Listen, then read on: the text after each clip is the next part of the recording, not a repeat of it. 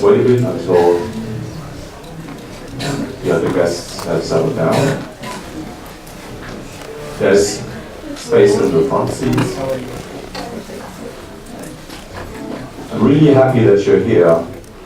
This is something that really comes from the heart. I'm going to share a bit of my personal journey with the 3 principles. You know that I'm a psychotherapist and a coach. You might have read that in the program. And well, to cut a long story short, the 3 principles changed everything for me in my life. And as most of us know, life can be a struggle. And as Sydney Banks said, the originator of the 3 principles, he said life is a contact sport. So even after my talk, you will face problems. You might not be in touch with your creativity, but that doesn't matter. Because the truth is that you're always connected to that inner flow of creativity that is inside of you. And even though sometimes you might feel that you're cut off, that's just an illusion. And today I want to tell you why that is an illusion, and how you can be more at ease with the ups and downs in life, with the ups and downs in your creativity. My workshop will be a quiet one. I'm not going to dance, I'm not going to do saltos, I'm not going to run around like this to make you feel more comfortable. I just might stand here and say nothing for a while, for 5 seconds, 10 seconds. And in that time you can tap into your potential, you can tap into your creativity, but stillness, silence, and not moving is not a prerequisite for tapping into your creativity. There's a question for you now. When do you get your best ideas? Günther. When jogging and moving and making sports. Right, Daniel. Same for me. Shower. In the plane. On the plane. On the plane. First thing in the morning, first off in the morning. Right, okay, perfect. And when I'm laying in bed trying to go to sleep at night. yeah, perfect. Okay, these are perfect examples of what we're after. Now, some people make the mistake of believing that if I have great ideas in the shower, I should take a shower for 24 hours a day. And that's not about it. Some people might think whenever I go to the park and take a walk, I have great ideas, so I should live in a park, maybe in a tree house. That's not about it. And some people might think, well, I've always had great ideas on the plane, so I should fly 24 hours a day. That's not about it.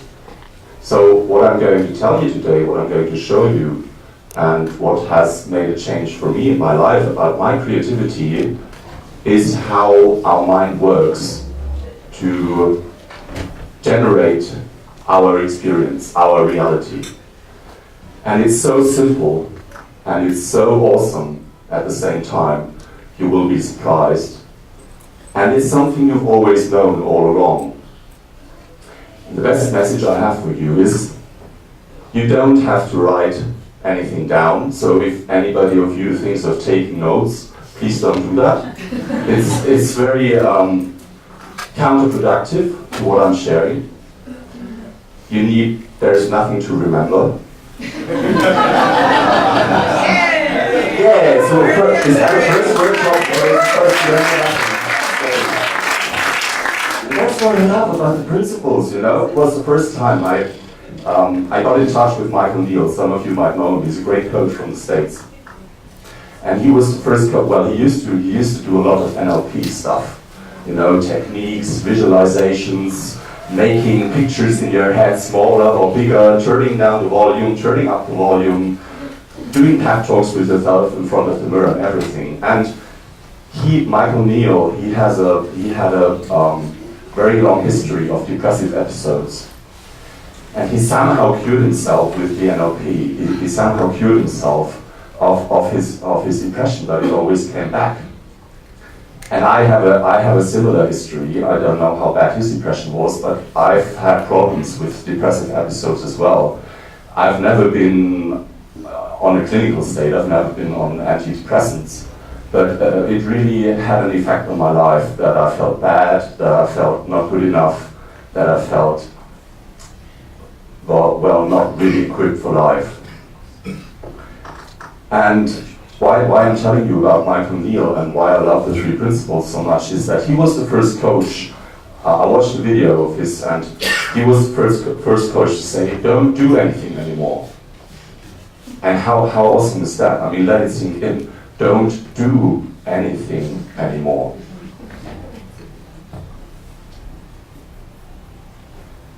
Of course, this doesn't mean that you're supposed to sit on a chair for 24 hours. That's not about not doing anything anymore.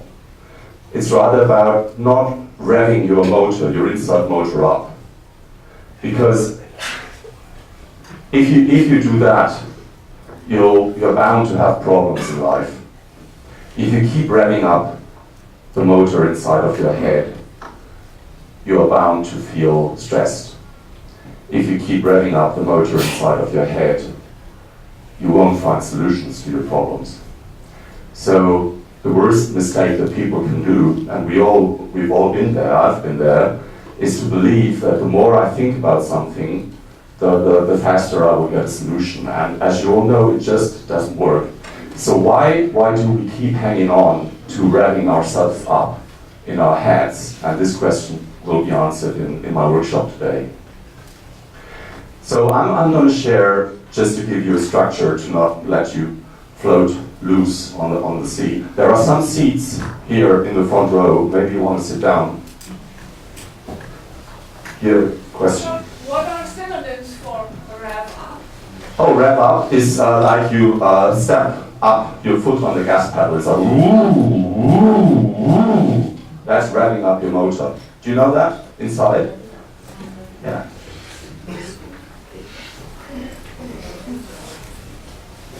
Well, I'm really impressed because you were partying last night and you still come to my workshop. Wow. Right. So to give you a structure for this workshop, we have about 3/4 of an hour left. I will talk for half an hour. I will share my personal story, and I will also, of course, focus on the subject of creativity, and that's why you're mainly here. But to lead you into this, I would like to tell you about myself and how I came across the 3 principles, how they changed me, and then I will go back to the theme of this workshop, innate creativity, how to tap into your potential to be infinitely awesome. And we all are. You're all brilliant. I'm brilliant, you're brilliant, Daniel's brilliant, Barbara is brilliant, as you all know. Really. Okay. And I would like to invite you to listen to this talk like to a piece of music. There will be things, I hope I'm not going to create a self-fulfilling prophecy, but there will be things that will tackle your intellect. You will think things like, what's he talking about? Who is this guy anyway? Why does he think that could make any impact?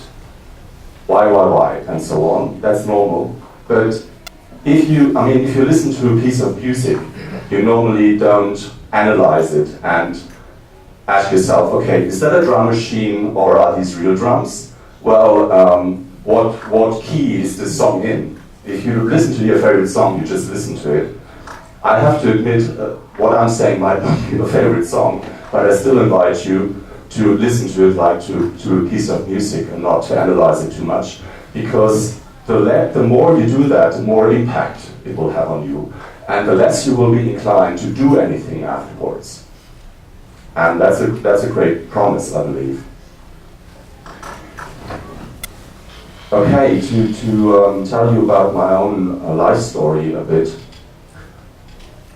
There are some. You can sit here in the front row.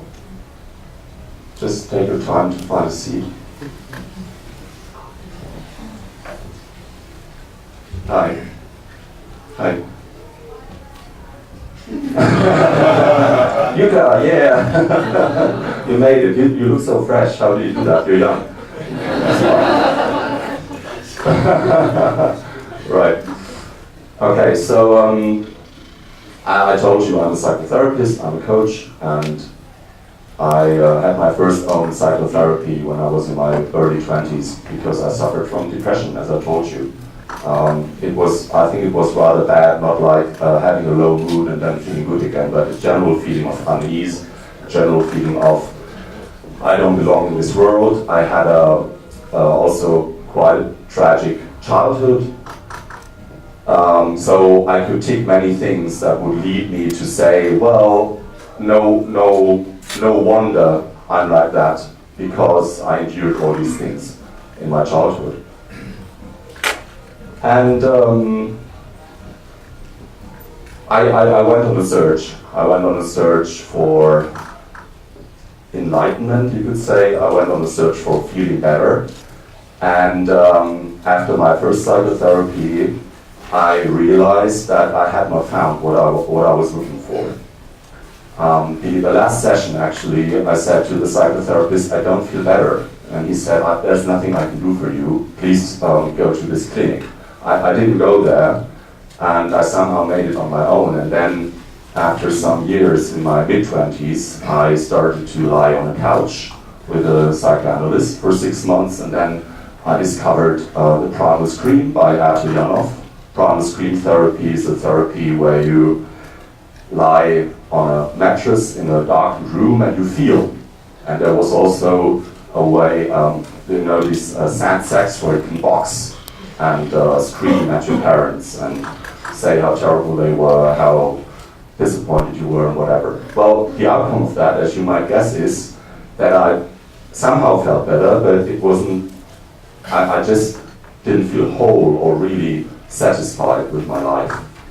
And especially, I had this feeling of I'm not good enough. That was like a theme in my life all the time. I'm not good enough, and I will never meet up to the expectations that come from myself, from society, from my friends. That was really, really terrible for me.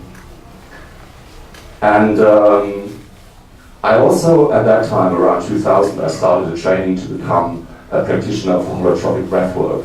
Now, as some of you might know, holotropic breathwork is a technique where you hyperventilate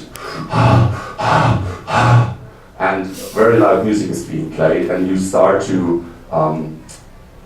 get into an altered state of consciousness where your inner healer is being activated. And I have to say that was rather freeing, but in my everyday life, I had the feeling of, wow, going to these workshops, the holotropic workshops, that's so great, I can scream, I can dance on the mattress and be really free, liberate myself.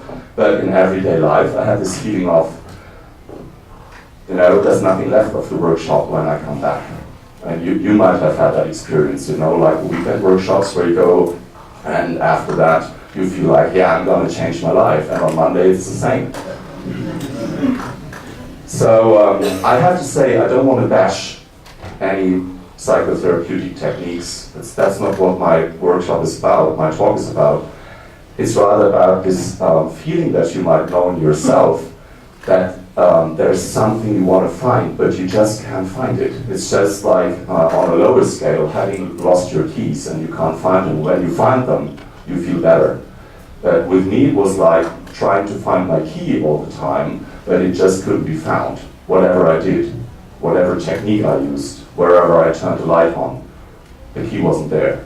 And that was very dissatisfying, as you might imagine. Now, the third psychotherapy I did was with my training as a psychotherapist. I used to be a teacher for German as a foreign language.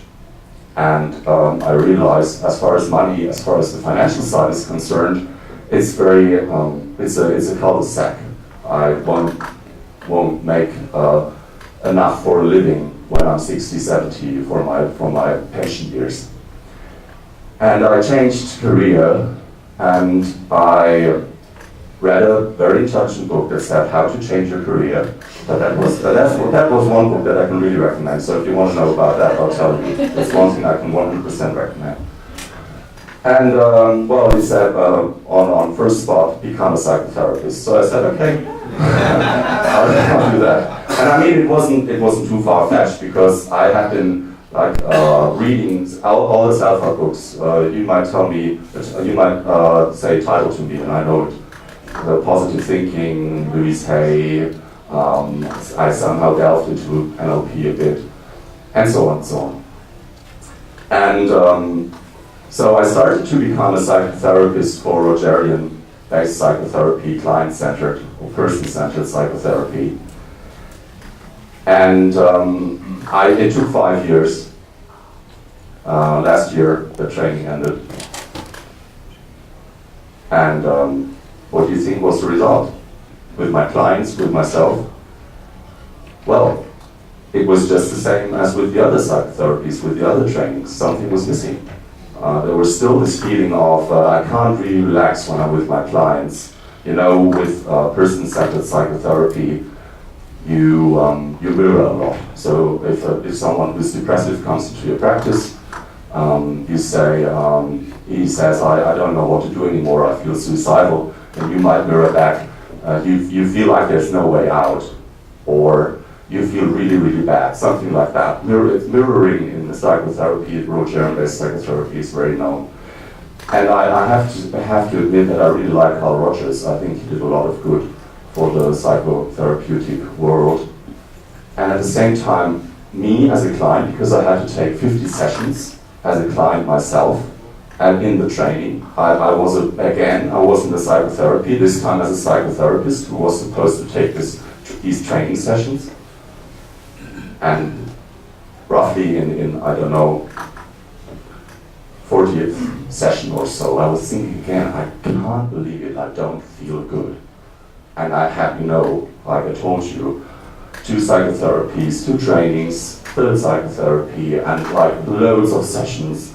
And I was really, oh God, I couldn't believe it, Like, I had been working so hard on myself, with myself, and read all these self-help books, and really tried to get into a better mood and everything, and it just didn't work. And at that time, I came across Michael Neal. And Michael Neal, as I said, he used to be a big shot with NLP in the States. So this isn't about like $20,000 per year. This was like 6 figures, something like that. He worked with VIPs, royalty, whatever. He is still a very known coach. And I realized that his newsletters changed. He used to talk about techniques, like what you can do with NLP, master questions, whatever. I have to say I don't know too much about NLP, I know a bit. But I realized, I could see that his newsletters changed. They became relaxed. They became, everything's okay.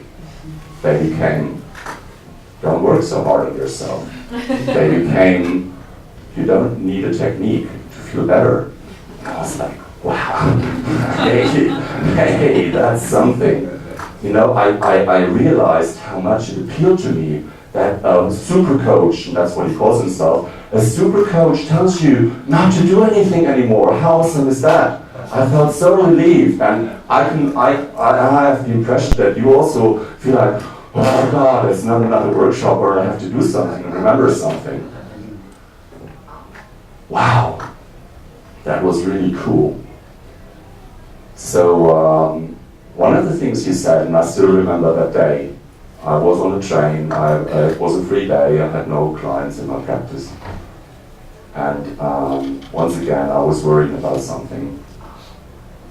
And I had read his newsletter, and it just said, put your problems on the back burner and enjoy your day. And I thought, okay, I might give it a try. And he said, well, if it's a good day, then you had a good day. And if you find a solution to your problem, then you had a good day and you found a solution to your problem. So it's a win-win situation. So I went on this train, and I live near Heidelberg, where I was born, in Germany. And I really had a lovely day. I still remember it. It was like, a holiday in your everyday life.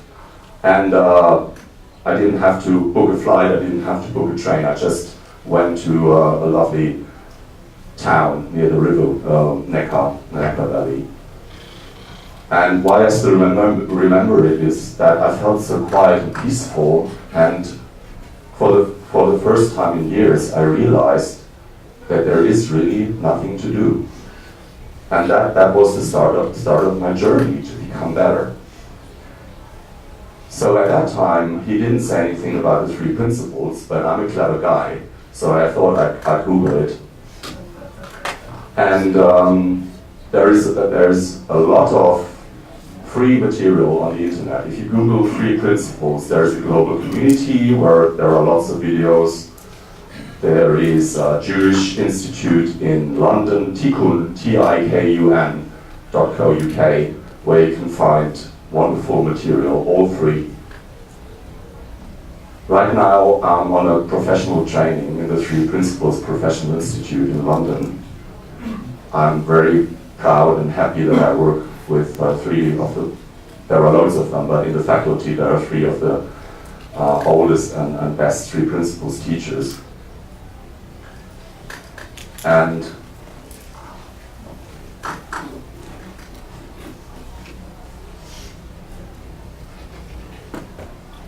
I want to share with you my first insight. I mean, the trip to this city near the river Neckar was very lovely, but what really changed everything for me as far as I had my first insight, and insights are what we're after. If you want to be creative, you want to have new insights. If you want to find a solution to a business problem, you want to have a new insight. And the 3 principles explain how we can best attune to the possibility that new insight can come into your mind. So basically, I realized one day that my whole story, my whole history of depression was completely made up. Completely made up, 100%. 100% story. So, in effect, the core of myself, or who I really am, is not depressive. And my last psychotherapist, she was a lovely lady, and I'm sure she did her best, but she worked from a different paradigm than what I'm teaching my clients now. And to show you the difference, well, when I was in my psychotherapy sessions, what I came up with her was, well, I'm melancholic, I'm depressive, and that means that I'm not as energetic as other people. I need to take my rests, I need to pause, I need to accept that I have social phobia, and so on. And it was about accepting, accepting now as I see it in hindsight, accepting my story. And I took it for granted. I believed her because she was the expert. Now, on the other hand, when I now work with my clients, I'm working with a client who phoned me and he said, Martin, I need a psychotherapy, I'm depressed, and I saw your ad and I thought we could meet up. And I told him, no, you don't need a psychotherapy. And he said, why? And I said, well, the thing is, psychotherapy is very long, it's very costly, and you won't feel better afterwards.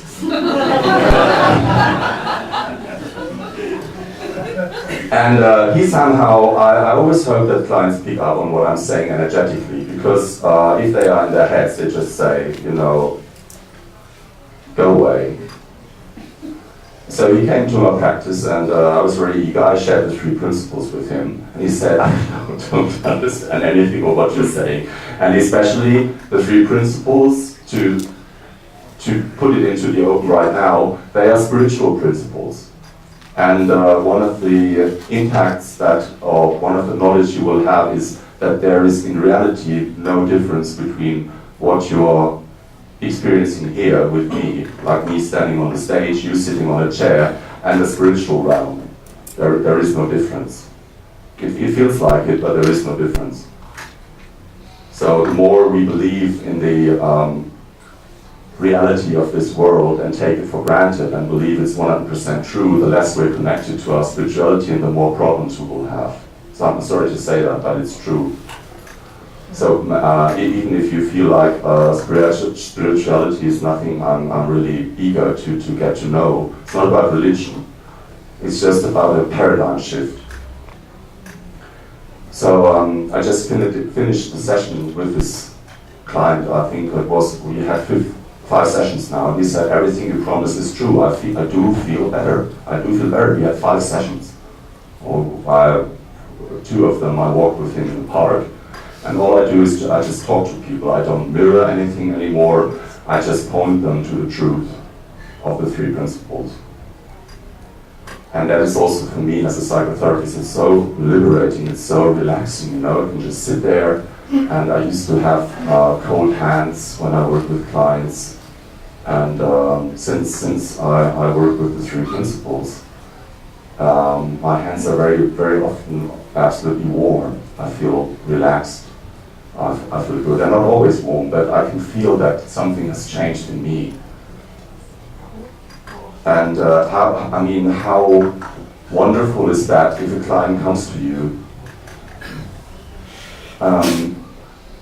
and you can tell them, I guarantee you will feel better. I guarantee you your life will go up. And I couldn't say that before the 3 principles. I said, well, let's work together and let's see what comes out of it. I hope you're going to feel better. And how terrible is that?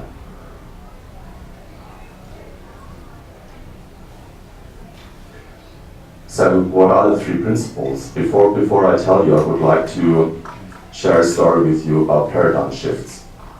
You probably know about Semmelweis, the doctor who lived in Hungary. I'm not a historian, so please don't be too hard on me if I get dates wrong, but it's the gist of the story that's important. And you know that I think it was in the early 20th century or the late 19th century, that many women who were pregnant and who bore children, they died. Quite a high number, maybe 6 out of 10 or even higher. It was appalling. And Semmelweis, he as a doctor, he wanted to save these women's lives, and he didn't know what was the problem. He just knew that the doctors who worked with the women couldn't save them. They died in a row. And to cut a long story short, he discovered that by coincidence that the doctors who worked with the pregnant women, they had worked with corpses before, with scalpels and cutting out corpses, pieces of their flesh, and then without washing their hands. And you know what I'm pointing to. They went to the pregnant women, and of course the germs on their hands went inside their bodies, and then they died. So how long do you think it took until doctors washed their hands? Guesses? 30 years. 100 years. That's right. 100 years. 100 years. Wow. How many lives could have been saved if they had washed their hands earlier? And they just said, there are no germs. Can you see anything? There are no germs. Because at that time, germs weren't that known, you know, or not known at all. I'm not a doctor either, so anyway, you know what I'm pointing at. And it's the same with the 3 principles and with the psychotherapeutic world. I get a lot of resistance sometimes when I talk to audiences. They say you're wrong. They say what you're talking about isn't true. There's not going to be anything else in the psychotherapeutic world, and so on and so on. And I'm sure that there's going to be a paradigm shift, because the paradigm shift is then if you work with somebody who is depressed, who has a phobia, who, if I coach people who want to be more creative, it's all the same. I always point them to the 3 principles and how they generate their reality.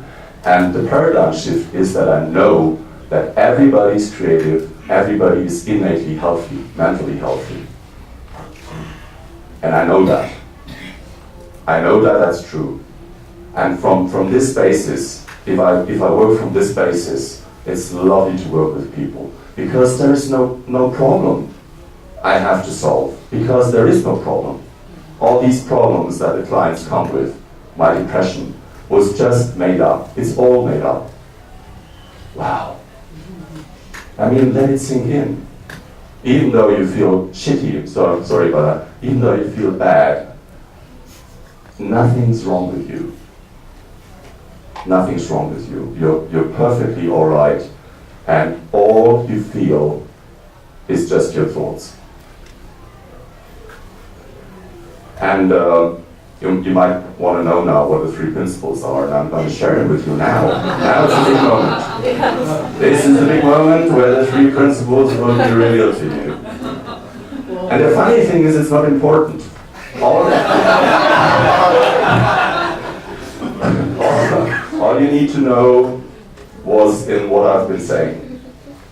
You know, it's always there. It was there yesterday, it was there before you were born, and it will be there in 2 years' time and after you die. Because the 3 principles, they are before any technique. They are before any words. They are before any attempt to become better. And that's the promising and liberating message of my talk, that you're fine. You'll be doing fine, you've been doing fine, and it can only get better. I promise you, it can only get better. Even with your speeches and Toastmasters. So, right, the first principle is thought. Everything you experience, you can only experience via thought. Now you might think, okay, oh, that's nothing new. I know, yeah. Okay, thought creates feelings, and what's so special about that? Why are you so emotional about it? But you will see. Now the second principle is consciousness. Consciousness is the Hollywood special effects department. What it does is, every thought that you generate is being turned into reality by consciousness. So if you feel, this is a great day, it's a great day. If you think this piece of music is terrible, it's terrible. Another person who listens to the same piece of music will say, well, it's great, and it's great for him or her, but it's still the same piece of music, and that's it. I mean, that's the core of it all. Now the third principle is mind, or universal mind. And that's the life force inside of you. That's what holds the world together. That's what makes wounds heal.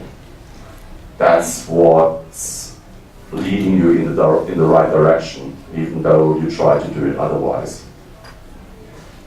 And the funny thing is, whenever people who have been teaching the 3 principles for years and years and years, when they start to come to this great moment where they share the principles, they stutter, they're not so in line anymore with what they're saying. And I could feel that right now, because I'm trying to explain fire with ice. You know, it's something you have to feel. And but please don't try to figure it out. It's just something that will come on its own. You're catching on right now, so please don't grab yourself up again like, ooh, ooh, ooh. Don't do that. If you do it, it's fine as well, because it'll correct itself. That's the great thing, you know? Oh God, there's nothing to do. I still love that. So all these 3 principles work in unison together, always. It's like gravity. They're called principles, and when I first came across them, I thought, principles? That's so harsh. Well, a principle is something that's always true, and yes, they are always true, they always work, and that's the good message, that's the great point about it. You can always rely on them. If you think negative thoughts, you will have a negative life, you will have a negative experience. If you think positive thoughts, and it's not about positive thinking, I will tell you later why, then you will feel good. Now the reason why positive thinking, in my case, didn't work, maybe some of you, who has tried positive thinking and still feels not good? Okay. Yeah, you know what I mean? It's like, oh God, I'm feeling so good. Yeah, but I feel really great. It's a great day, the sun is shining. God, I want to kill myself. You know? That's what it was like with me. Sometimes it worked and sometimes it didn't. And again, it was a technique. Now, why it didn't work is that I tried to push away my negative thoughts. I thought they were bad. And the good thing is, bad thoughts are just bad thoughts. That's all. There's nothing behind it. There's no alarm bell has to go off in your head because you have a bad thought. They're completely harmless. That's what I discovered. My thoughts of depression are completely harmless. And now I would like to focus on the subject of creativity, and that's what you're mainly here for. Maybe not. But as I said, it's really about the understanding of the 3 principles that will help you in any area of your life. And this will work by itself. I discovered a few days ago, I had another insight. Because after my first insight, which was in autumn of last year, that my depression is made up, that is a story, about 3 or 4 weeks ago, I started to feel bad again. And I was thinking, damn, the 3 principles don't work.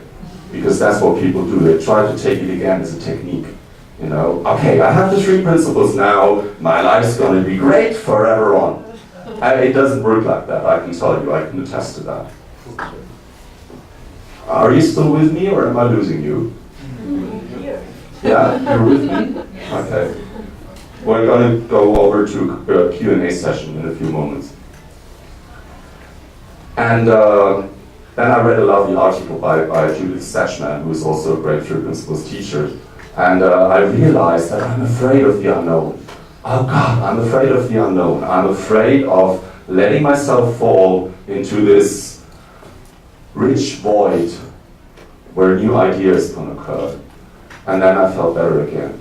Since then, it's been good again, because now I see that I created again a very harsh version of myself, where I thought I had to do something and so on. And it happens, you know, you fall into the trap of your thinking. And then you believe that the 3 principles don't work and it's all rubbish and everything. But that's part of the game. As I said, life is a contact sport, and you can either be your own enemy or you will believe that somebody outside is the enemy. But it's always you. So like this morning, my cell phone went off at 9 o'clock, I was in the shower, and I was thinking, no, you know, I'm in the shower now, and 2 minutes ago I wasn't. Why is somebody calling me now? And I really got upset, maybe you know that feeling. And then after I had taken my shower, I checked the cell phone, and it was the alarm I had set. Well, that's it, you know. It's always you, but don't blame yourself for anything. It's always you. You know, it's like in the Hollywood movies. You know, The Sixth Sense, where this guy, played by Bruce Willis, discovers that he's, okay, I'm not going to give it away, somebody might see it, but anyway, it was himself. And that's always in these Hollywood pictures, the end is, it was himself, you know? He was thinking the devil is after him, and he discovers that he's the devil. Okay, well that's the bad part. The good part is, it's always you in a good way as well. So that gives you power.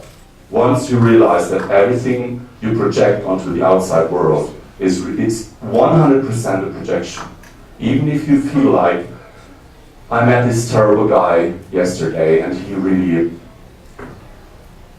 messed my day up.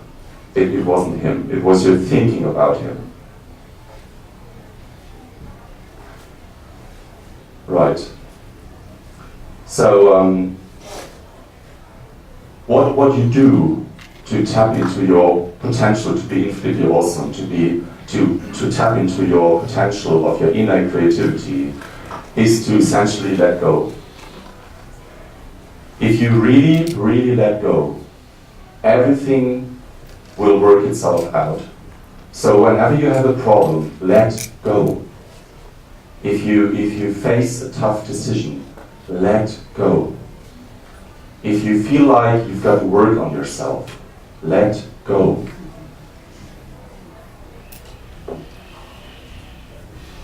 So the funny thing is also, when I work with clients, they start to teach me. I had a Skype call 2 days ago with a client, and I said, you know, many people, they cut themselves off from their creativity, from their good emotions by being addicted to sex, to drugs, to food. And they cut themselves off from this inner flow of positivity. And she said, I don't think that it's that way. They don't cut themselves off, they have the illusion of cutting themselves off. And I said, you're right. So she was teaching me, because I had been kind of falling into the illusion that you can cut yourself off from the positive flow, but that's not true. It's always the illusion of cutting yourself off, because you're always online. Yay! And it's a flat rate. So, the best thing you can do to become more creative is to let go of your plans. You know how I came up with the title, Innate Creativity, How to Tap into Your Potential, but Infinitely Awesome? Like that. It just popped into my mind, and I just knew I had to apply for a conference. That's how it worked. I didn't plan anything. It just popped into my mind, and I did what I was being told in a way, or however you want to put that. And of course, there's nothing wrong with preparing for a speech. But the way you do it, that's what makes the difference. You know, you can rag yourself up and everything, or you can just let it flow. And if you look at the things you did last year, I'll give you some time, 30 seconds. Think of 3 things that you did last year that were great for you. Could be a holiday, could be something that was wonderful. 30 seconds for you. 3 things that were great last year.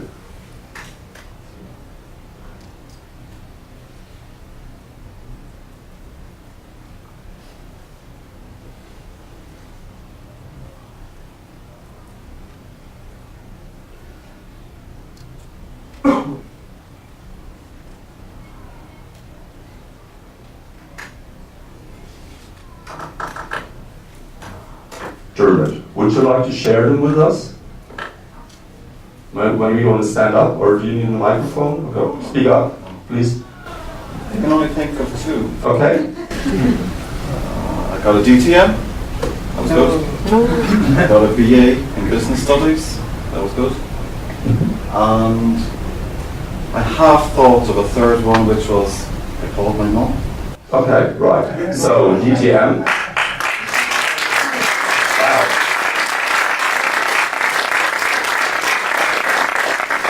Your BA, and calling your mom. How many of these 3 things were planned?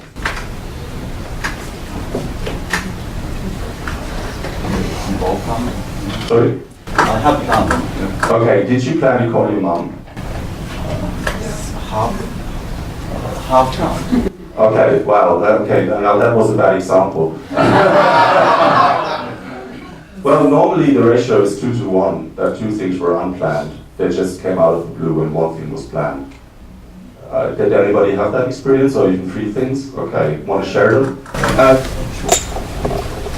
The 2 unplanned ones were a surprise holiday to Macedonia. Mm-hmm. So we need to go on a holiday. Sure, let's go. Put the plane and leave.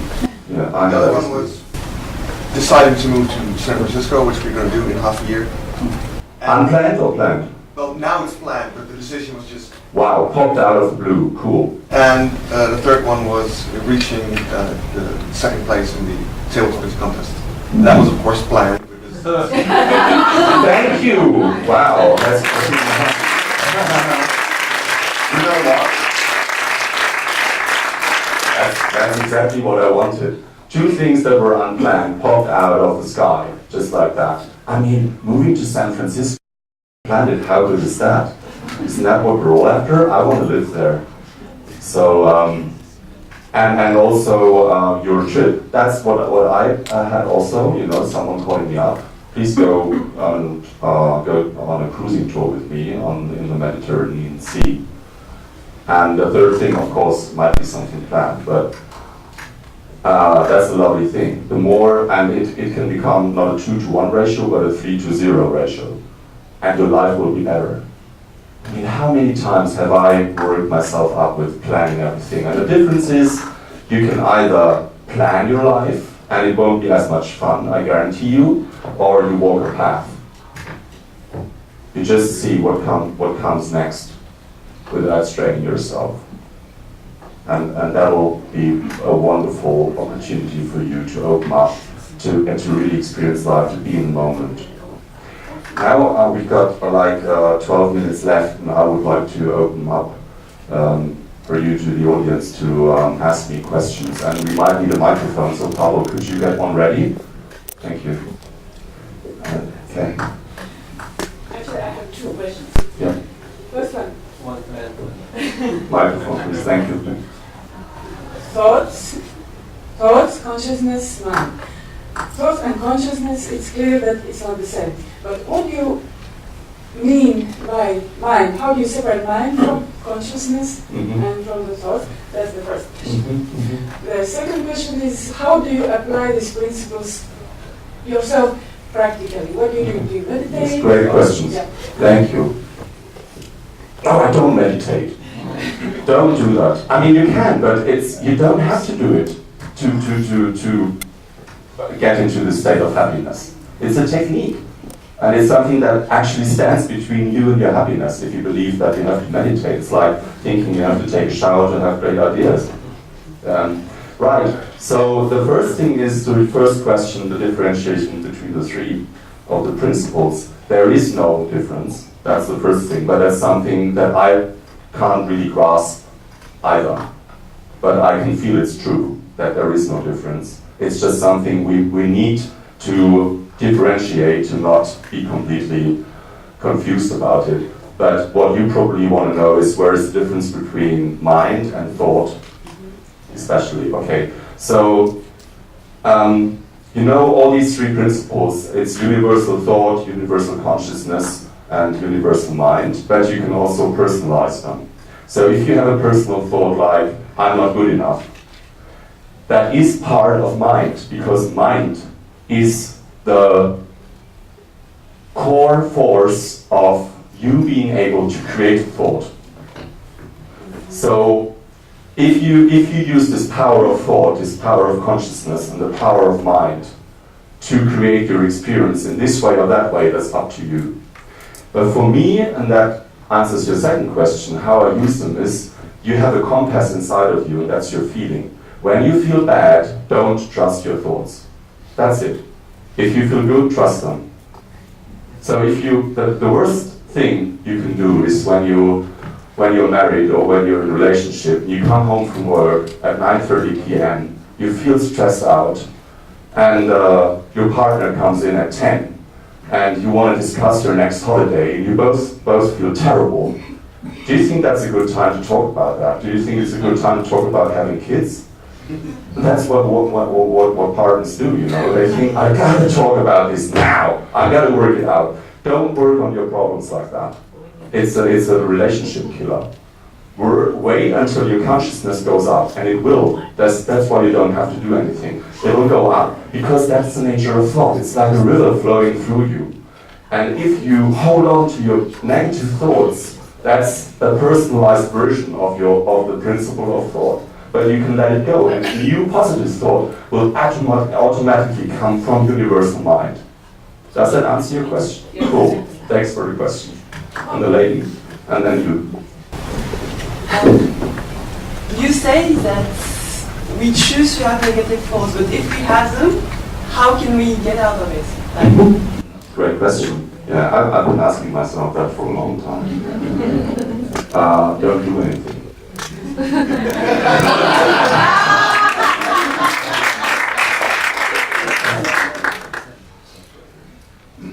answer your question? Well, the thing is, if you feel bad, you're doing something. So, do you need to tell you how to take your foot off the gas pedal? If I were your driving instructor. Yeah, but if we don't do anything, we think. Because when we don't do anything, you think you stay in your mind. Yeah, it might be, but positive thoughts can come. Or not. Others can, sorry? Or not. Or you can stay in a negative state. Yes, but that's probably, for me, it was the fear of the unknown. I clang, is that right? Past, the past tense of cling, clang. Oh God. Thank you. I clung to my thoughts because I was afraid of the unknown, that the universal mind could give me new ideas that would scare me and move me out of my comfort zone. So it was easier for me to hang on to my negative thoughts than to just let universal mind give me new insight. And by the way, your behavior only changes if your thoughts change. So that's why people who want to lose weight can't lose this if they don't change their thinking. And it'll happen, there's a great video on the Tikkun side of a guy who was, I don't know how many pounds heavy, stones heavy, and he's completely slimmed down, he did nothing. Except change his thinking and realizing that if he stands in front of the refrigerator at 11 p.m. and thinks that it's good to take a fifth snack, that it's not so good. Now, no diet, just thinking, just the inside of his thoughts making him believe that he has to eat a fifth snack. So for you, I would like to answer your question rather more in depth, because that's important. If I were your driving instructor and I said, please take your foot off the gas pedal, and that's the equivalent of letting your thoughts settle like in a snow globe. You don't shake the snow globe. If you want to have clarity, you just put it somewhere and it will settle itself. It'll settle down. And you wouldn't say, I don't know how to take my foot off the gas pedal. You would just do it. And that's, you already know what to do not to have negative thoughts anymore. I don't know how you take your foot off the gas pedal, but you know you can do it. Is that okay for you, the answer? Okay, cool. Another question? The lady? No, the language? I don't know. So, to my understanding, so it's very subtle border between like letting go and like giving up. And my question is, how to define it? Yes, so great that question. we don't Yeah. degrade when we let it go. I have the answer for you. Right. I had a talk with my coach, with my 3 principles coach, and I said, you know, in this phase 4 weeks ago when I felt depressive again, I was like, oh God, the 3 principles don't work, I feel terrible. Well, I'll just accept it. And it felt like the old ways, you know, well, I'll accept that I'm a melancholic guy. And she said, if you take your thoughts seriously, you're at the mercy of your thoughts. That was the first thing I realized. I don't want to be a slave of my thoughts, so I don't take them seriously anymore. That will help me to get out of the rut. Secondly, I realized when I read a post on a newsletter website that everything comes from universal mind. Everything comes from universal mind. And my insight was, you know, the sentence that says, all is well. Louise Hay loves that to say, all is well.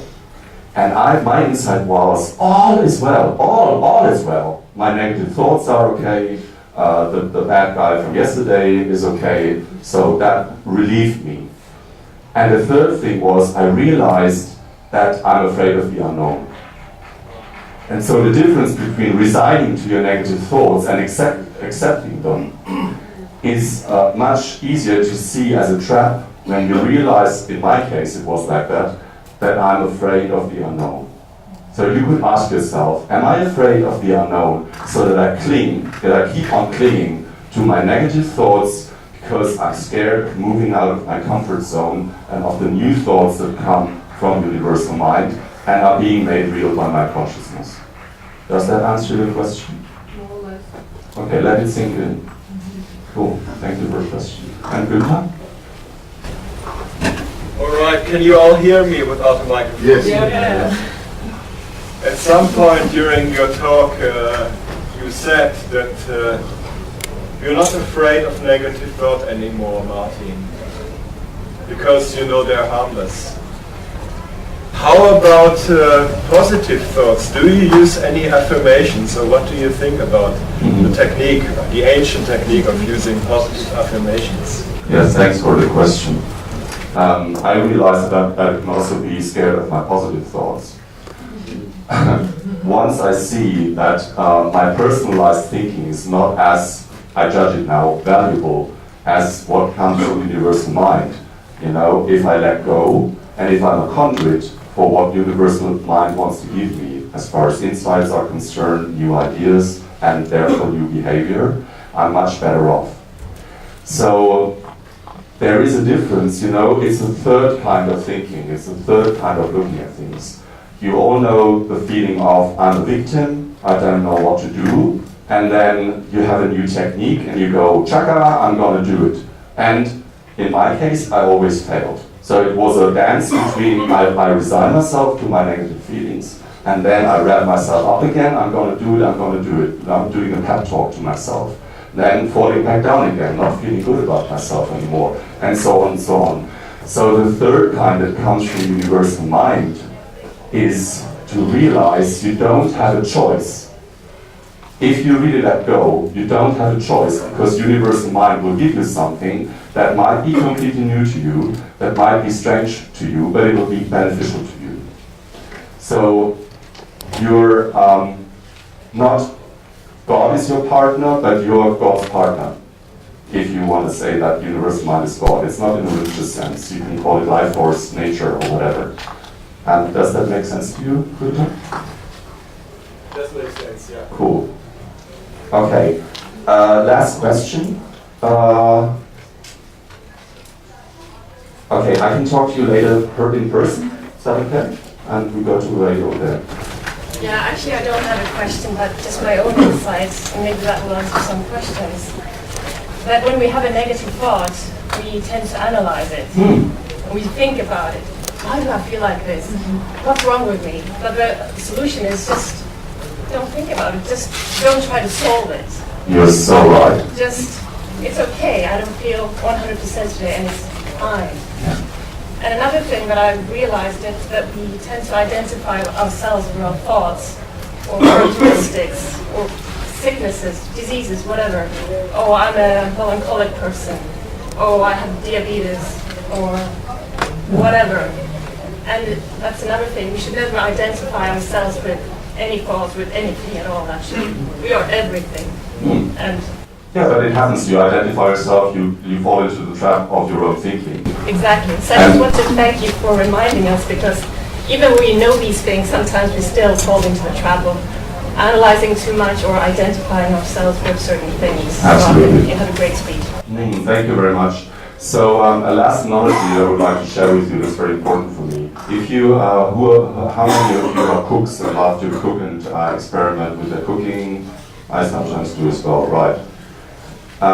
What do you do if a dish doesn't taste the way you want it to taste?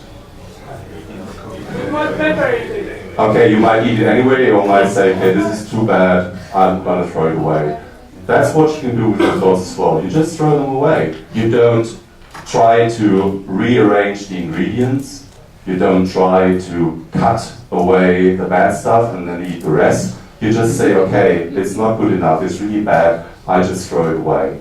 And that's what you can do, what you can always do with your thoughts. You just let them go, and you cook something new. New cookies will come, new desserts will come, new dishes will come, new soups, whatever.